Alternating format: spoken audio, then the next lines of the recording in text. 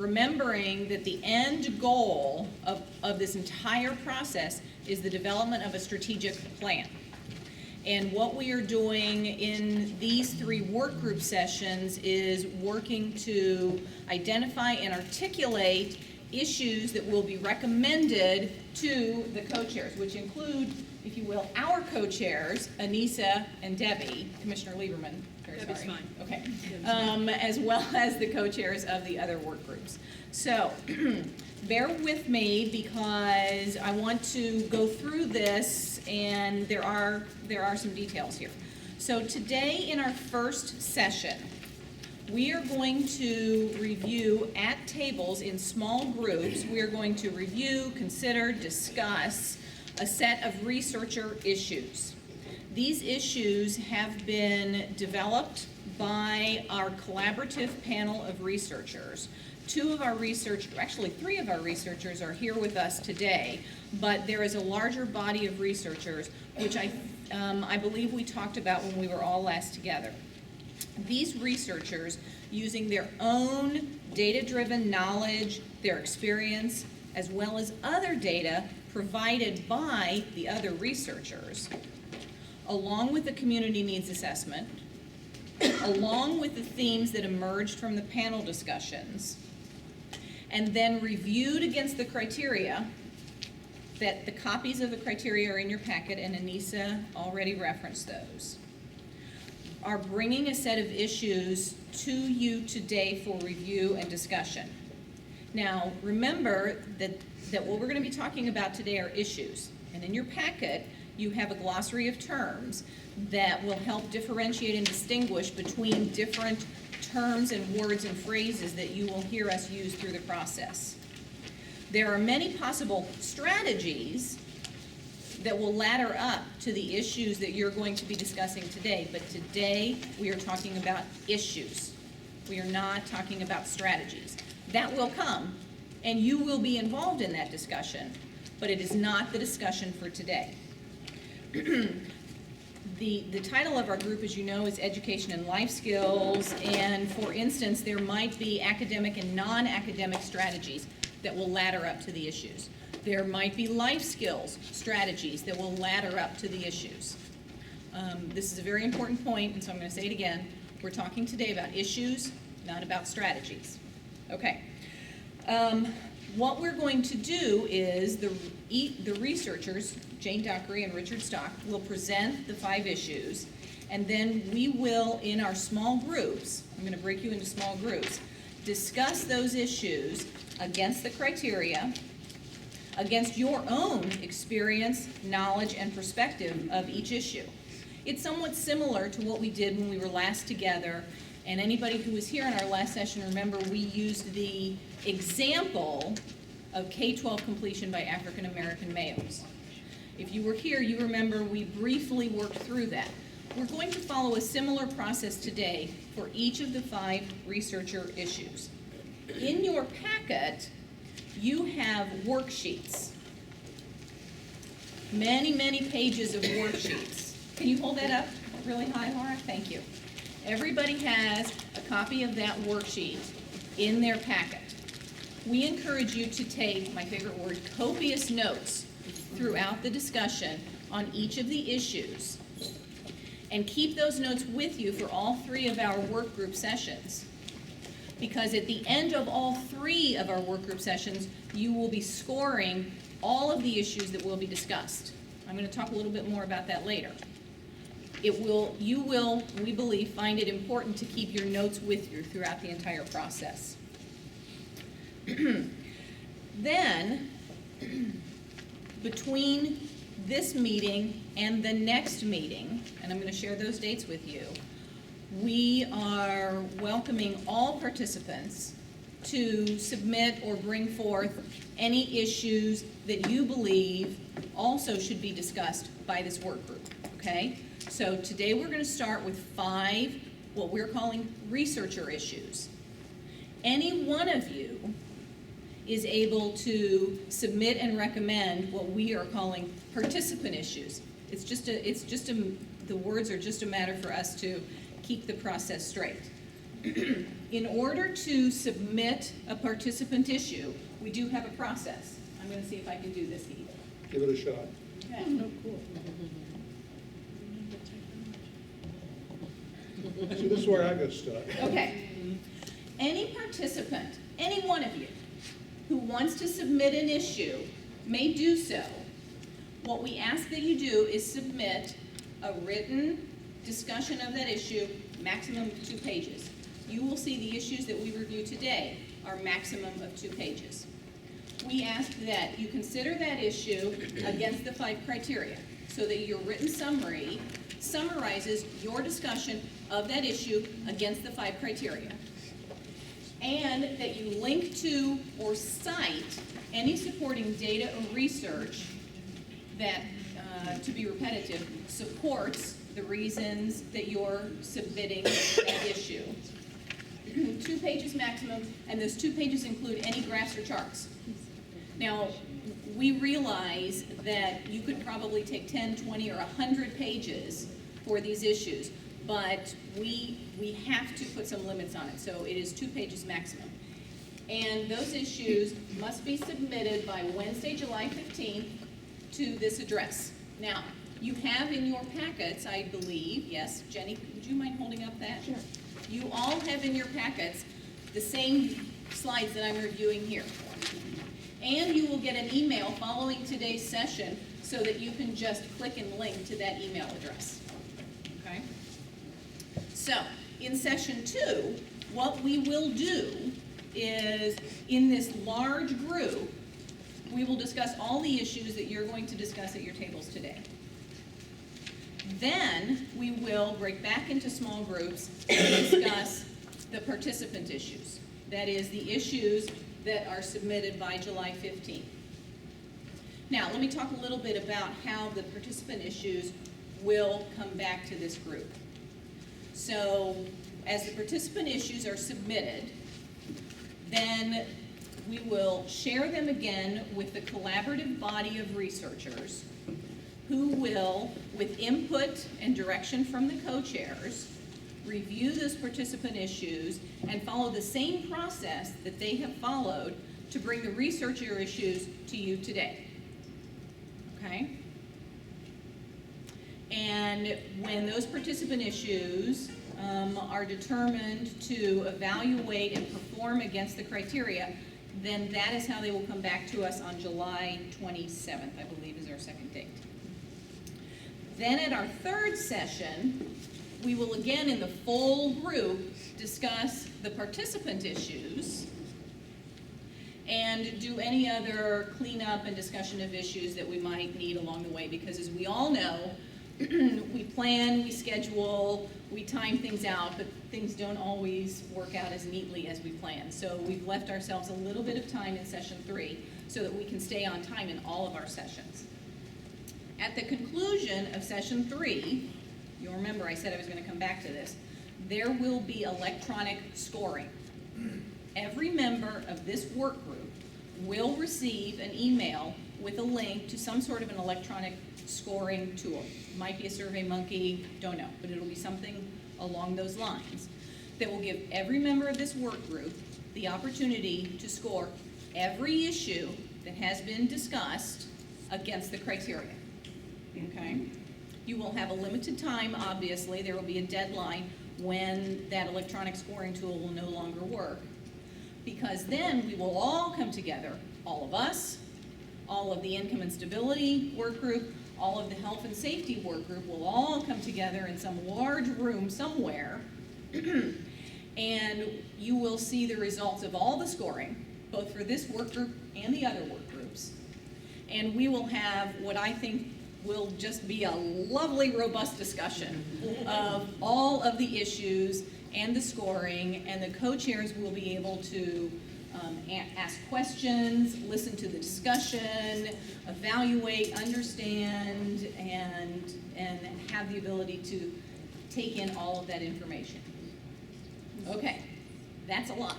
I know, it's a lot of process. So I'd like to stop now and ask if there are any process questions.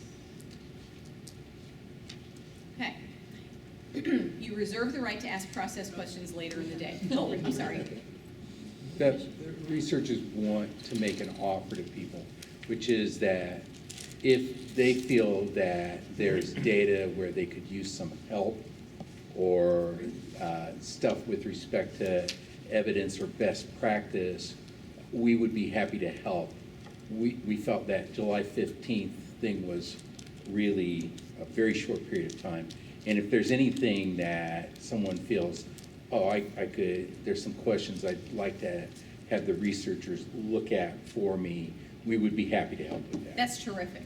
That's really terrific. And you're right, July 15th is tight. It is 2 weeks. But as you look, and I think it's in your packet today, I know it's been in your previous packet, we need to wrap this entire thing up by the end of the year. And in order to get as much participation from as many people and hear as many voices, we do need to keep moving along. I know you all understand that. So thank you, Richard and Jane, that's really terrific. Okay, so if there are no more questions about the process, then what we're going to do now is we're going to move into the small groups. So again, here's what's going to happen. The researchers are going to stand up here and they are going to present an issue, and then you are going to have 20 minutes at your table to discuss the issue using your own experience, knowledge, and perspective, and considering the criteria. Oops, sorry. Shoot. Well, you've got it in your packet. You do have the criteria in your packet as well as worksheets to take those copious notes. At the end of 20 minutes, I'm going to barge in because the researcher will then come and present the next issue. So let me briefly share with you the issues that we're going to discuss today. In no particular order: kindergarten readiness, elementary math and reading proficiency, adults lacking stable employment, graduation from high school, and career-ready credential, post-secondary credential. Those are the 5 issues that we're going to be considering today. Again, let me remind you, if you're sitting there thinking, I have an idea for an issue, we've got a process for that. We've already discussed it. It's in your packet. I'll discuss it again before we leave the room today. Before I pass the talking stick to Richard, are you going first? Yes. Before I pass the talking stick to Richard, let me just tell you that if you have process questions, myself, Heath, or Jim Gross can answer process questions. If after Richard presents the issue, we've got time for 1 or 2 clarifying questions, and then you go to your discussion. If you have further questions, stick your paw in the air, and we will get someone to clarify that. But remember, today is not the last chance you have to discuss this issue, because we're going to talk about it again as a large group on July 27th, okay? Everybody understand?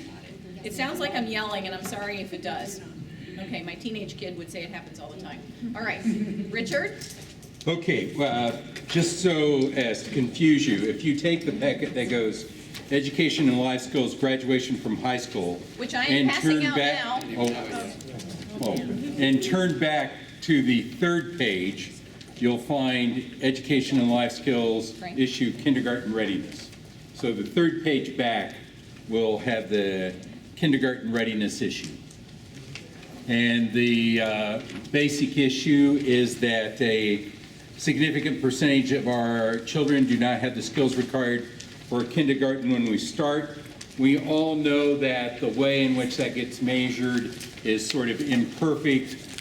So right now we are using that crawl measure, even though we know that is an imperfect measure of all the things that kids need. It's a way of trying to scope the extent of the problem. The other thing to keep in mind, if you are not an early childhood education expert, and I am not, then you would also want to keep in mind that just looking at it in terms of band 1, defining the problem doesn't quite do it, because we know that really in order to say that someone's going to be successful on that 3rd grade reading proficiency, you actually need to be at least halfway up through band 2 and score, and would have had to have scored a 19 on that 1 to 29 scale of the crawl in order to be pretty much guaranteed that, yes, you will be a person that will be ready to be proficient on that third grade reading. There's another thing sitting here that the researchers want to make very clear. We had an extensive discussion on equity from an economic disadvantage and ethnic identity point of view. From our point of view, those issues are fundamental in every issue that we've looked at across the three groups.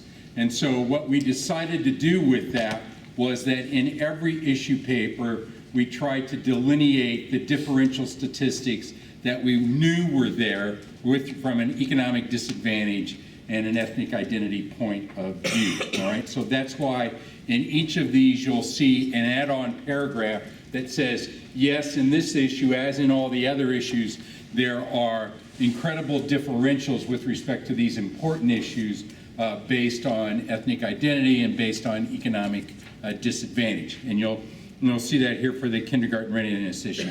Well, why does kindergarten readiness matter? Well, one of the most outrageous things is, why does Lori Ward get a poor grade on the report card when all she has are low-income children, right? She starts out with kids who are not ready for kindergarten. 3 years later, we know that crawl scores, we've done this, right? We did the analysis for the county. We know that crawl score is a very good predictor of how that kid's going to do on the third grade reading, controlling for every other factor. So if for no other reason, that's why it matters. And then we've given you some things to think about and various notions about practice. There's lots of ways to think about intervention in early childhood. We know there are things with respect to two-generation approaches. There are things to be done at program levels. There's issues with respect to quality preschool. So we just start to try and indicate some of the reasons there. You know, it's a straightforward thing. It's about 1 in 5 students sort of never really seem to catch up, right? And so you watch that process occur over time. We know that those early proficiency test scores are then correlated with kids who don't complete high school, and so it's a straightforward thing. You can map it back. They've done the divergent pathways for those who complete high school who don't. You can see the way this matters with respect to economic disadvantage and with respect to ethnic identity. I just talked about why it matters. I just dumped in a bunch of the research articles on this. This is a little bit harder, but this is also where we want to emphasize the thing that Beth has already talked about. We regard those proficiency test scores simply as markers of this wider phenomena that kids are getting left behind, right? So even though we have an education statement as our marker, right? Certain percentage of kids are not proficient on the reading and math scores. That does not mean that we regard the strategies that one would employ to do anything about that as all education's one. In fact, one of the articles that I referenced down in What Matters and looking at the evidence-based practices, one of the programs is a program I think that's in Boston called City Connect, in which there's a case manager working with kids in the elementary schools and trying to help them not with anything having to do with schoolwork, but with all the other things going on in their lives. And there's very good evidence on that, just as an example, that assisting them in those non-academic ways has profound impacts on their academic course. So again, it's just an emphasis that we are not regarding this as a statement that this is just an education issue, but we're using those proficiency test scores as a marker. That's it. Thank you, Richard. So we're going to do the same thing again. Remember, keeping your notes. We're not scoring at the end of today's session. We're not scoring during today's session. You'll be scoring a month from now. All right. So keep your notes as you discuss it at the table. And you know, fundamentally, we don't know what to say, right? We've got a 1 in 5 rate on the 4-year longitudinal graduation rate. What's the 4-year longitudinal graduation rate? They try and say, okay, here's a cohort of first-time 9th graders, and you're responsible for them unless you can, as a school district, unless you can show us that they've gone somewhere else or in some alternative pathway. Lots of problems with all the statistical definitions, but we know that that 1 in 5 is actually probably a pretty good number for a variety of other reasons. One of the frustrating things is there is sort of this place on the ODE website to look for all kinds of information. I'm not a suspicious guy, and you can get the breakdowns by demographics like economic disadvantage and gender and ethnic identity for almost every other stat except the high school graduation rates on the ODE site. Hence, you see this sort of awkward attempt on my part to come up with sort of a rough sense of the differences by ethnic identity by looking at an 8th grade cohort and seeing how many of them, what the count is of 12th graders, those 5 years or 4 years later. I forget which it is, but at the time I did it correctly, who are still in 12th grade. The number who actually graduate is then, presumably slightly smaller than that. Well, why does it matter? Well, it matters, first off, directly for the person with respect to income. We know there's around a $7,000 a year differential every year that goes on forever between high school dropouts and people who graduate from high school. And then there are, of course, all those external costs on the society in terms of increased public benefit loads. Even when people get employment, they're employed less often, so their unemployment rates are in that 20% range rather than the 10% range for high school graduates. And then there are also all those other incidental things in terms of the public health system and criminal justice, et cetera, so on and so forth. All right, and then we just put down some of the relevant literature for your reading pleasure. And again, we have another, this is on the back of that page, we have another nice little map from Dawn that tries to trace it out. She does this at a building level for the high schools, but it's difficult, right? We really don't have a good map that would indicate for us exact geographic distribution for high school graduation rate. So that's why this one looks more blocky than some of the other maps you might see. Very good, thank you. So we're going to repeat the process. Again, I remind you to please take notes, because at the end of all of this, you will be scoring these issues individually from the privacy of your office. So you won't have the benefit of chatting with your table mates as you prepare to score. So I do encourage you to take notes that you can reference weeks from now when it's time to score. This chart is not on your sheet, so you might want to take a look at the screen. And many of you have seen this chart before. We did this some years ago when we were working with Sinclair on a CLIP grant, Communities Learning and Partnership Grant.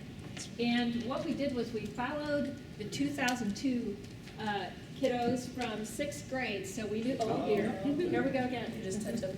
Yeah, you can't touch it. Touch on the left. Just the left, slide over there, right? Oh, that's good. And Don't touch it. Touch it, don't touch it. These 6th graders, moving on to graduation by 2002, they were 6th graders in 1995-96. And so we tracked them for the poorest school districts in Montgomery County. And you can see about 2,855 here, moving to 2,900 or so by 7th grade, 2,648 by 8th grade, entering or re-entering 9th grade went up to 3,200. And then you have this different kind of cliff here where you have 1,364 graduating. So these are the dropout withdrew. You have the fast forwards that were recaptured. And then we followed them to using the National Student Clearinghouse data on did or didn't enroll in college and so forth, till you get down to the college graduates of 62 out of this cohort. And I just brought that. I'm sure you have more current data that you're using these days, but with how fast this had to be turned around, a little bit of a historic view to that. One of the things that's a difficulty with looking at credit and post-secondary credential is that there's very few sources of data that track it. You have IPEDS data that tracks certificates as long as it's credit bearing. But like I passed a CPA exam, that wouldn't be an IPEDS because that's a certificate from an exam. They don't have, Wright State has no way of getting that data back. If you're a nurse and you get licensed, that doesn't come back into the IPEDS data. So the government does a study and, they changed my topic. The SIP, which looks at credits in 2012. So it's not a typical variable in the SIP, but it was added in 2012. And the SIP is a survey of income and program participation. And if you can refer to your sheets that were handed out to you, and you'll see a table on that page, and that table comes from that SIP, and that's a national longitude. It's a panel study, and it's for the nation. It's not county specific. In general, it tells you that 75% of adults over 18 and over have no alternative credential. And then it specifies for different levels of educational attainment who has certificates and what their median monthly earnings are. And so overall, what we do know from the work Tom's done with Lumina Foundation saying that jobs of the future, 60% of them are going to require some kind of post-secondary credential that has labor market value. And we did some research locally using projections from a national group that does projections. They're called MC. And we found that 63% of jobs in Montgomery County are going to require some sort of post-high school credential at least. And so this is relevant to us. And what we also learned is that these credentials, as we know, pay off. Whether it's a degree, we've seen the education pays data lots of times. And what this table tells you is that certificates pay too. And so if you just take a look at professional certification license, for those who have less than a high school education, they make $2,419 as their median monthly income. And just slide your finger to the left, and you see with no alternative credential, they make $1,920 on average. So credentials pay. And one of the key issues under this, as we've been specifying, is not everybody gets credentials at the same rate. More likely, if you already have a college degree, you also have a credential. So the goodies kind of stay with the same group there. And then you also see, if you read through this, that 24% of non-Hispanic whites hold professional certifications or licenses compared with 13% of Hispanics. So it does get into some differentials by race, ethnicity, and gender. And then at the bottom, there's lots of good reading on this topic for your reading pleasure. CLASP is one of the greats in this stuff. And Kale, Jobs for the Future, and then Georgetown University with all the work that comes out of that Center for Education and Workforce Development. So those would be some to read through to get more information. I think that covers it. Very good, thank you. Where do trades fit into this data here? Traits. Trades. Trades. HVAC, plumbing, skill trades. Those are in there. Yeah, those are, and I could, if you go to the source there, the U.S. Census Bureau is measuring alternative educational credentials. Just Google that source, and it will give you a long list of all the certificates that are covered in that.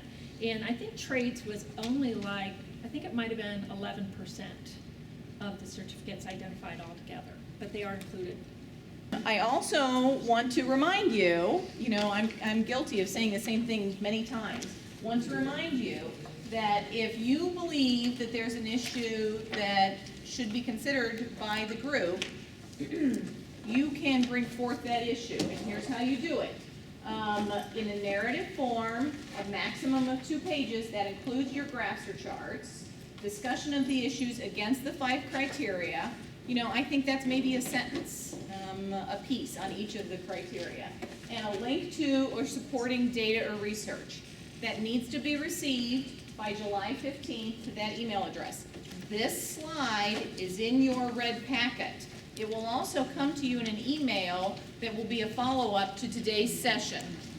You heard that Richard and the full panel of researchers are willing to help if anybody needs a little bit of help framing or understanding or putting some context to their issue. We will make that contact for you, make that connection for you in the follow-up email that will go to all the members of the work group, both those of you who are here as well as people who are not with us. I would encourage all of you, if you know someone else who's in the work group who's not here today, please encourage them to join us again at the next session. So again, what we're going to do at the next session is we're going to pick up where we left off with today's 5th issue. Then we will have a large group discussion of the issues that you discussed at your tables so that we can share, if you will, across tables. And we will discuss the participant issues in the small table setting again. Again, we are trying to be flexible with the timing so that we can allow for the things that will happen, okay? So, participant issues, watch your email, encourage your other work group members to come to the next session, and keep your notes. Keep your notes, because you're gonna want your notes. Questions for me before anybody leaves? Jessica? Oh yes, please make sure you sign in, you initial at the sign-in sheet that's up at the table by the door. Quick question, I understand that there's a tentative 3rd meeting, could we get that date as soon as possible? It's already on, it's on the It's agenda. on here. It's on the agenda. Shoot, I can't go back, It's on the agenda. but it's there, Helen. Right there. Friday, August 21st. Friday, August 21st. It's on the agenda. I believe it's in your deck as well, and this will come in the email into your inbox, okay? Other questions for me? Jenny? Has any consideration been given to possibly providing information from all 3 groups prior to the meeting of all 3 groups? We were talking, it's a little reminiscent of when we had maybe 5 FCFC panelists or whatever, and then we all came into one room and discussed and voted on things. So, We want to avoid the competitive nature that sometimes occurs by doing it that way. so a couple of things. One, remember, our work group will only be scoring the issues that our work group has discussed. Okay. So I just share that as a sort of a logistical thing. But I understand your question is about, we want to know what the other work groups are discussing before we go into that room for that big meeting. Or at least, Yeah, so we will. yes. Yeah, I don't exactly know what form that's going to take, Jenny. Oh, that's fine. Because I that's just- obviously almost 2 months away before we get Right. there. But yes, certainly it is not our expectation that people go into that room and then they have to digest and respond and react to all that information on the spot. But I can't give you any specifics of what that's going to look like or feel like right now. Okay. Thank you. Other questions? Okay, thank you. Thank you, thank you.